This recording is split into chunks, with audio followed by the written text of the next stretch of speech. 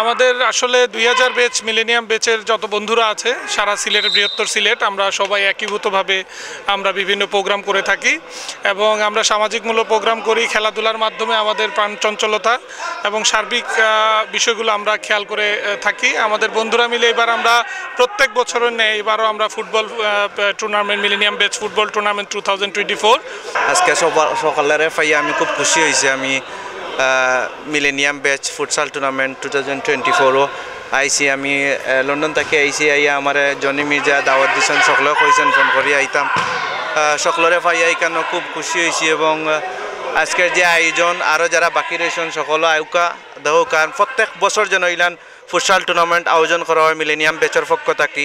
আমরা futsal tournament গত 2 বছর ধরে চলে, গতবার আমি চ্যাম্পিয়ন আসলাম, এবারও চ্যাম্পিয়ন, খুব আনন্দিত খুব খুশি।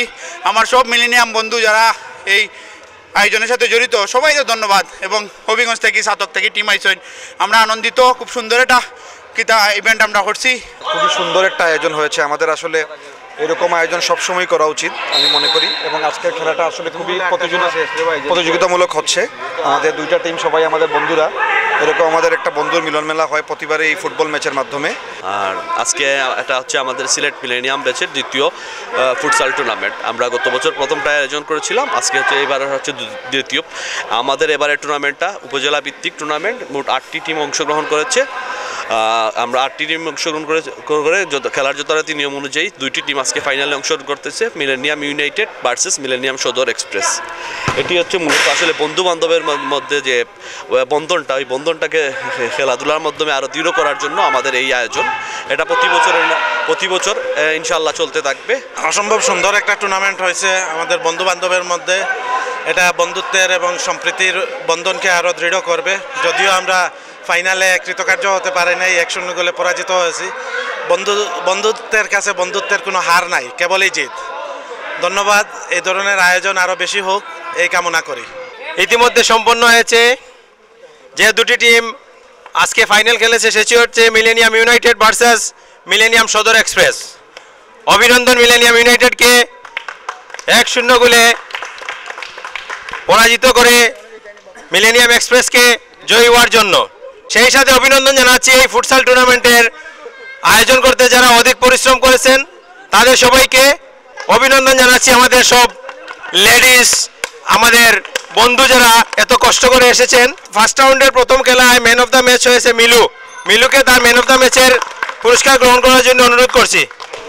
দ্বিতীয় খেলায় ফার্স্ট রাউন্ডের দ্বিতীয় খেলায়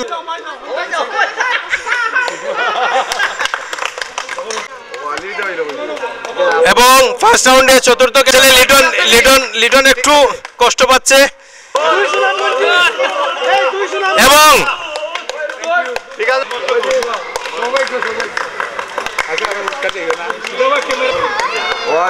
ধন্যবাদ নবীনকে, ভোট পেয়েছে সেরা প্লেয়ার। ধন্যবাদ